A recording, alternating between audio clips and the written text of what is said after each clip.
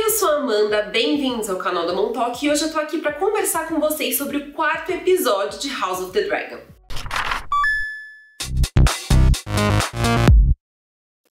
E se você não é inscrito no canal, já se inscreve e ativa as notificações. E, gente, usa esse minutinho pra dar um like aqui no vídeo, ajuda muito o projeto. E bora falar sobre esse episódio que representa aí a perda de inocência da Rhaenyra e, ao mesmo tempo, essa mulher fazendo o que ela bem entende no reino. Vamos comentar sobre ele, eu gostei bastante do episódio, apesar de ser um episódio mais tranquilo. Assim que acabou, eu falei, já? Sério? Não, eu queria saber mais dessa fofoca, desse bando de fofocas desse episódio.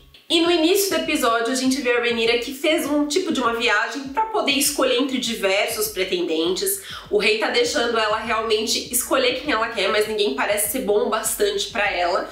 E coincidentemente ou não, acredito que não, ela está com o colar que o tio dela deu para ela. A gente vê um Dondarrion aí, que deve ser ou pode ser parente do Beric Dondarrion, de Game of Thrones. E a gente vê duas casas importantes nesse contexto, que são Blackwood, a casa do menininho lá, e Brackens. Eu gosto como essa série tem colocado aí subtextos que mostram pra gente outras situações do universo de Game of Thrones. Por exemplo, essas casas serem inimigas mortais e a gente vê que o menininho acaba derrotando o representante da casa Brackens. Eu acho interessante como essa série tem colocado pequenos elementos que ficam lá no subtexto do episódio, mas que podem ser muito importantes no final da série e até pra compreensão do universo do George R. R. Martin. Então eu acho muito legal como eles colocam isso, só que no final do episódio a gente vai ter algo ainda mais interessante que pode estar ligado aí à conspiração dos mestres. Mas calma, a gente vai chegar nesse momento do episódio, porque o que acontece agora é que a Rhaenyra decide encurtar a sua viagem, retornar pra casa e ao mesmo tempo a gente tem o Daemon retornando com o Caraxes de uma forma triunfal, ele vai chegando com aquele dragão maravilhoso, né? E mais uma vez os paralelos aí da história dos dois juntos. O Daemon retorna depois de toda aquela guerra que aconteceu em Stepstones e traz novidades para o rei. Ele fala que ele foi nomeado, ele foi coroado rei daquela região e ele tem uma coroa, só que ele entrega essa coroa para o irmão. E aí a gente tem que lembrar que existe um jogo político aqui com o Daemon. Da última vez que nós o vimos, ele estava lá com o Corlys Velaryon e a gente sabe que eles têm uma agenda. Eles falaram nisso, de conquistar, né, a região, de resolver essa guerra para que as pessoas começassem a enxergar o Daemon de forma diferente. Eles falam sobre a dificuldade de ser segundo os filhos. E aqui, pra mim, é como se ele recuperasse a confiança do irmão. Imaginem que o Daemon agiu todo esse tempo sem aprovação da coroa e o irmão, tudo bem, ele celebra a vitória do Daemon. Como o Daemon entrega a coroa, é como se o rei ficasse tranquilo com aquilo. Do tipo, o Daemon é meu irmão, ele me respeita, ele me reconhece como autoridade, mas a gente sabe que ele tem também a agenda dele com os Velaryon. E na hora de celebrar a vitória, a gente vê uma cena onde a Alicent tá lá sendo toda gentil e fala: ah, você não quer conhecer a nova tapeçaria do palácio? E aí o rei meio que zomba daquilo junto com o irmão. A Alicent tá percebendo que a função dela, de repente, é só providenciar os herdeiros mesmo do trono. E aí a gente tem um momento de reencontro da Rhaenyra com a Alicent. E depois que o segundo filho nasceu e já tem, né, o Aegon já tem 3 anos, elas estão com uma relação muito diferente. A complexidade da Alicent tem sido construída aos poucos aqui, porque elas vão discutir os papéis que elas têm e como aqueles papéis parecem ser uma coisa, mas na prática, na vida real, eles são outra.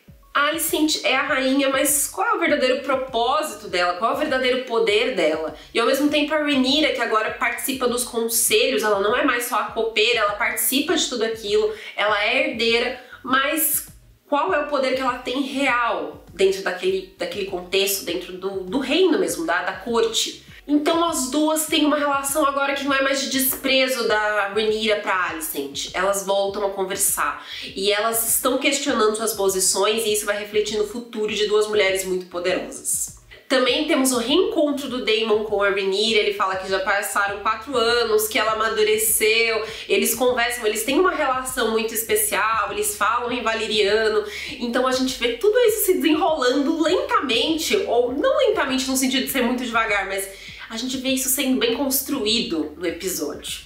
E no conselho a gente descobre que o Corlys Velaryon tá querendo casar a filha dele, que foi rejeitada pelo rei, com um cara lá de Bravos, com o filho de um Lorde de Bravos. E isso pode causar uma aliança extremamente perigosa para Westeros, porque se ele unir a família dele, que tem as frotas e todo o dinheiro, né, é uma família mais rica do reino, com o lado de lá, gente, isso pode ser muito ruim. Então estamos aí também colhendo as porcarias que o rei fez, né, aí de rejeitar a Laena. A situação tá difícil pro Viserys, que continua aí cada vez mais machucado pelo trono. Ele não senta mais no trono, inclusive, mas as feridas estão mais intensas e a Alicent tá limpando aquelas feridas e acho que se questionando ainda mais, né, qual é o meu papel aqui. Mais uma vez a gente tem a noção de que só verdadeiros reis podem sentar no trono de ferro sem ser machucados pelas espadas. O rei não é um bom rei, ele não toma decisões assertivas, então ele tá cada vez mais, o trono foi destruindo a vida dele. E a Alicent tá lá só pra limpar os cacos, né, gente? Ao mesmo tempo a gente tem a Rhaenyra recebendo o mapinha. A gente sabe que lá existem diversas passagens secretas. A gente viu muito em Game of Thrones o Varys usando essas passagens.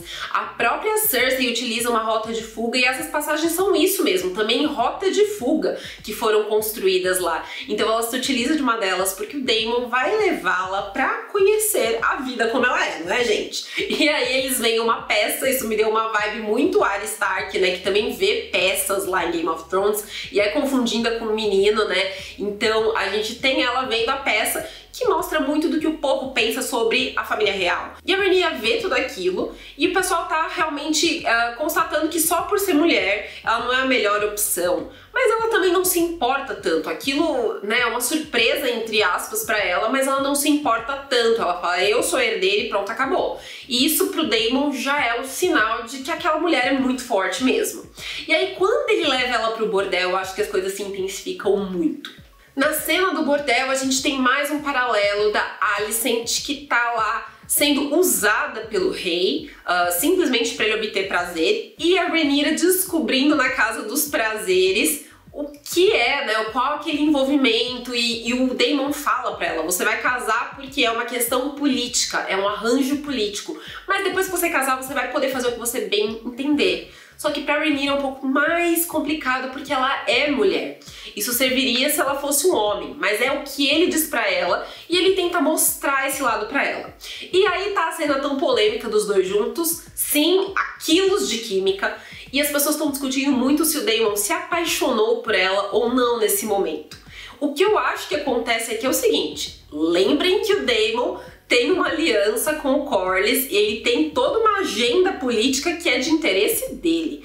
Eu acredito que ele levou a Rhaenyra pra lá achando que ela simplesmente ia se submeter a ele. Só que ela não, ela ainda é mais forte do que ele. Ele chegou lá, mostrou pra ela e falou, então vem. E aí ele não vai. Primeiro porque ele tá se sentindo intimidado. Ele se intimidou com uma mulher que ainda é mais força do dragão do que ele, se bobear. Segundo, porque é a sobrinha dele, sim, e ele tá tramando tudo aquilo por um objetivo, gente. Ele tira o capuz que a Rhaenyra usa para que as pessoas saibam que é ela mesma. Os Targaryen são muito entregues pela cor do cabelo, então ele tira deliberadamente o capuz dela. Isso aí parece muito parte de um plano. Então, eu acho que há um misto de sentimentos aqui do Daemon, inclusive de admiração. Eu não descarto a possibilidade de que ele possa se apaixonar e tenha se apaixonado por ela em algum nível, mas existe uma outra coisa aí. Ele tem um plano com o irmão, e esse plano, a Rhaenyra faz parte do plano, mas ele não estava esperando aquela reação dela, e ao mesmo tempo ele tem sim a consciência, porque eles têm uma relação juntos.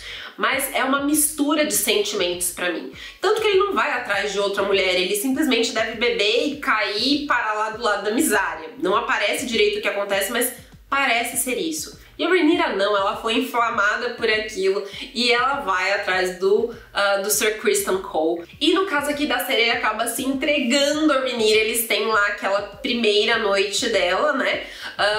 E o Sir Criston Cole já teve um momento assim, né, mais próximo a ela desde o primeiro episódio, onde ele pede lá a coroa dela quando ele vence o torneio. Então, nesse contexto da série, eles usaram isso e a gente tem que entender como é que a relação dos dois vai se desenrolar a partir daí. Mas nem tudo são flores, porque o Otto recebe lá o informante, o menininho que viu a Rhaenyra no bordel. E ele fala, inclusive, que são notícias de White Worm. White Worm é o apelido usado para a Mysaria, né? Aquela personagem que estava com o Daemon, e nesse episódio a gente vê que eles não estão mais juntos e que ela tem também um rolê lá todo dela, onde ela tá fazendo um papel meio de Varys, controlando as informações e as fofocas.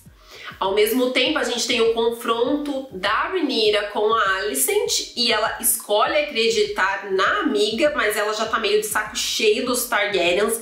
Ela tá percebendo que é muito complicado estar na família deles e ela até fala, foi muito imprudente o que você fez. E o rei, claro, que também fica maluco com isso, mas a gente percebe que é importante, não é a verdade que é importante, e sim o que parece ser. Manipular a verdade é com ele, tanto que no final do episódio ele oferece o chá pra Rhaenyra, porque ele pode manipular a verdade. E aí, a gente tem um embate do rei contra o irmão. O Daemon vai lá e não nega o que aconteceu com a Rhaenyra. Ele acaba mentindo, porque quando o rei o questiona, ele não fala, olha, não aconteceu nada. Ele fica quieto. Ele quer a Rhaenyra. E o rei acredita que é só uma manobra política mesmo. E até que nível é uma manobra política, eu acho que são níveis muito complexos dentro de um personagem incrível que é o Daemon. Mas a grande verdade é, Viserys, se você tivesse casado a Rhaenyra com o Daemon, talvez não fosse algo tão ruim assim. Mas o Viserys, ele tem as próprias decisões dele, ele fica muito bravo com o irmão e o que ele vai sugerir pra Rhaenyra é o Laenor, o filho do Corlys Velaryon, porque ele dá um jeito de acabar também com essa perspectiva da aliança dos Velaryon com o pessoal lá de Bravos, com o pessoal dos outros continentes, ou seja, ele quer fortalecer essa aliança. A Rhaenyra sabe das suas obrigações também como governante, aceita, mas coloca essa questão do pai tirar o Otto como mão do rei.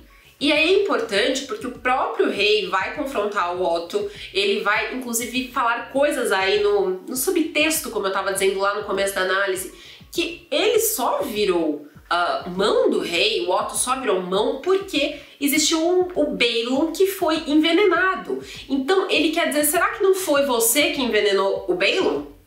E aí fica tudo em aberto que o próprio Otto pode ter manipulado o que aconteceu. Tem gente teorizando que ele pode ter manipulado o que aconteceu com, por exemplo, a Aemma, a mulher lá do Viserys, e ela ter morrido, o bebê ter morrido. Enfim, existe aí uma cama, né, que eles estão armando que pode vir aí uma conspiração dos mestres. Então existe aí no livro essa questão da conspiração dos mestres para acabar com os dragões e assim com os Targaryen, consequentemente. Então fica tudo muito ali.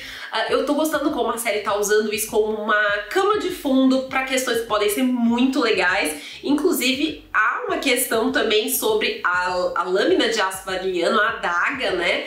Que o rei vai mostrar pra Rhaenyra, relembrando que era a portadora do segredo, que os Targaryen já sabiam do tempo frio que viria dos White Walkers. Ela consegue ler na lâmina como o príncipe que foi prometido exterminaria o mal do mundo, né? Que viria da linhagem dos Targaryens. Lembrando que em valyriano a palavra príncipe não tem gênero, então pode ser princesa. Ou seja, mais e mais eles estão conectando e falando aí pra gente da importância dessa lâmina, conectando com Game of Thrones. Então eu acho que essa série ela pode inclusive trazer detalhes que lá em Game of Thrones, como tudo foi feito no final daquele jeito que a gente já sabe qual foi, eu acho que essa série aqui vai trazer uma profundidade muito maior, inclusive para as profecias e para as teorias aí conspiratórias dentro do universo.